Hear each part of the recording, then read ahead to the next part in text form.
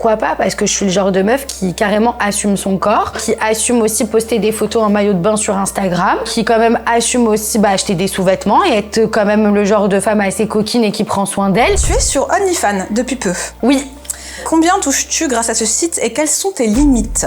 Qu'en penses-tu déjà? On va avoir un vrai débat là-dessus, c'est très important. Alors, moi je faisais sur les partie... plateformes privées. Ouais. En fait, moi je faisais partie des filles qui n'acceptaient pas ça, qui ne cautionnaient pas ça pour elles-mêmes, attention, mais qui cautionnaient ça pour les autres. Ça veut dire que tu fais ce que tu veux de ton corps, on en revient à la liberté féminine. Tu fais ce que tu veux, tes limites sont tes limites. Et si en plus tu peux gagner de l'argent à travers ça et que t'es sûre et certaine de savoir ce que tu veux, eh ben go, fais-le. Moi au début j'étais pas dans ça, j'étais plus dans les lives et tout parce que c'est plus mon domaine, le stream, etc. tout ça. Mais en fait j'ai compris que la plateforme a été hyper salie par beaucoup de personnes. Et du coup en fait, mais elle est pas aussi sale que ça, tu peux faire ce que tu veux sur cette plateforme. Et en fait, à partir du moment où t'es en accord avec toi-même, je vois pas pourquoi ce serait un refus de le faire et d'aller gagner de l'oseille. On est quand même en 2024, on travaille tous. Parce qu'ils nous disent qu'on travaille pas, mais si on travaille même en ce moment, je pense que toi tu travailles en ce moment, je travaille en ce moment. Voilà, en fait ce que je veux dire c'est que